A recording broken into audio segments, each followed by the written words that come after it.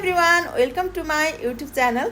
हेर्न सक्नुहुन्छ आज चाहिँ हामी सँगसँगै अब मैती देवी मन्दिर घुम्दैछौँ। यस्तो दामी छ, दसैँ तिहारको रौनक सुरु भइसकेको छ। लाइटहरूको त के कुरा गर्नु हैन। अनि यहाँको भिडभाड त ओ माई गड यति धेरै भिडभाड थियो नि साथीहरू, यति धेरै भिडभाड थियो। हामी मजाले घुमेर फोटोहरू सुट गऱ्यौँ हैन।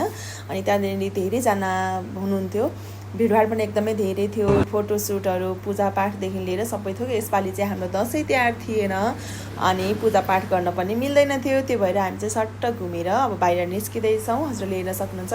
यदि जान चाहनुहुन्छ भने मैती देवीको मन्दिर रहेको छ, यो चाहिँ मजाले हजुरहरू पनि भिजिट गर्न सक्नुहुनेछ। यो दसैँ तिहारको उसमा चाहिँ एकदम धेरै लाइटहरू राखेर हेर्दाखेरि पनि एकदमै राम्रो छ क्या, त्यो वाउ भन्ने खालको छ। मजाले जान सक्नुहुन्छ। अनि यो मन्दिर चाहिँ हाम्रो मैती देवी चोकमा रहेको छ। मैती देवीमा गएर मजाले भिजिट गर्नु होला, एकदम ब्युटिफुल छ। फोटो भिडियो खिच्नेको एकदमै भिडभाड थियो यहाँ चाहिँ। मैले चाहिँ वहाँनिर अब भोइस ओभर गरिरहेको छु अहिले चाहिँ। उहाँ चाहिँ भोइसहरू गर्दाखेरि क्लियर नआउने भएकोले गर्दा भोइस ओभर गर्दैछु। यसमा चाहिँ हजुर जाँदाखेरि मैले चाहिँ गेटबाट सट्ट देखाउँदैछु हजुरलाई, मजाले भिजिट गर्न सक्नुहुनेछ। यो मैती देवी मन्दिर रहेको छ है त साथीहरूलाई, हेर्नु होला एकछिन चाहिँ।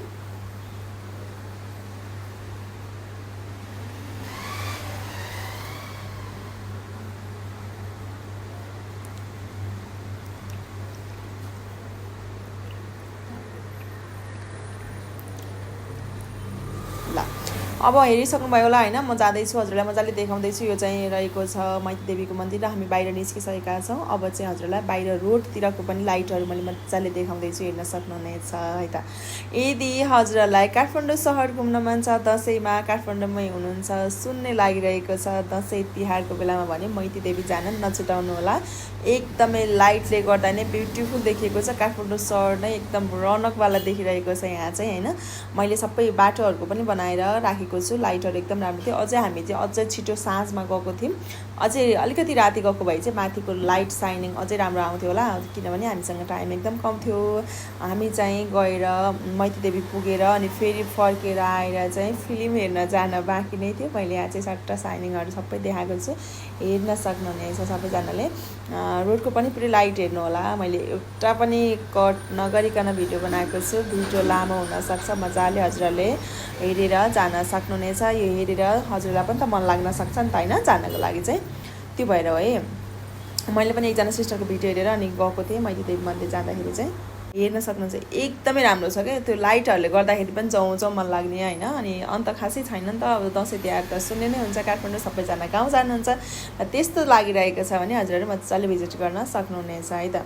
अनि रहेको छ अब हामी चाहिँ जाँदैछौँ, सिटी स्क्वायर मल, जुन चाहिँ सामाकोसी चोकमा रहेको छ। अनि बलिदान फिल्म हेर्नको लागि चाहिँ हामी जाँदैछौँ है त साथीहरू। यहाँ चाहिँ अब यताउता भिडियो फोटो खिच्नु पऱ्यो, अलिअलि डान्स देखाउनु पऱ्यो नि त होइन। ल हेर्न सक्नुहुन्छ, त्यो पनि लिफ्ट चलिरहेको थिएन, लिफ्टबाट हिँड्दै हिँड्दै गइदिइरहेको थियौँ हामी चाहिँ होइन। अनि त्यसपछि एकदमै राम्रो छ है। अनि यो चाहिँ सामाकोसीको सिटी स्क्वायर मल भनेको कति तलमाथि, खै कति तल हेर्नुपर्छ त्यहाँनिर। त्यो तलमाथि गएर हामी चाहिँ फोटो भिडियो सुट गर्दैछौँ। टाइम अलिकति धेरै थियो हामीसँग, त्यो भएर काचाकुचुक भिडियो सिडियो बनाउँदैछौँ है। ल अब फाइनल्ली हामी गइसकेका छौँ। अब चाहिँ हामी फिल्म हेर्दैछौँ, हजुरले हेर्न सक्नुहुन्छ। सानो एउटा क्लिप पनि राखेको छु मैले चाहिँ, यसमा चाहिँ हजुरले हेर्न सक्नुहुन्छ। एकदमै राम्रो छ फिल्म है। यदि हजुर पनि जान चाहनुहुन्छ भने मजाले इन्जोय गर्नुहुनेछ। अनि अब आयो सरप्राइज हिरो हिरोइनीको इन्ट्री अनि हाम्रो फोटोसुट एकदमै राम्रो रहेको थियो है। अनि राम्रोसँग भिडियो फोटो खिच्न पाएन, भिडभाड थियो, बोल्दै थियौँ होइन। अनि त्यसपछि हामी निस्क्यौँ बाहिर।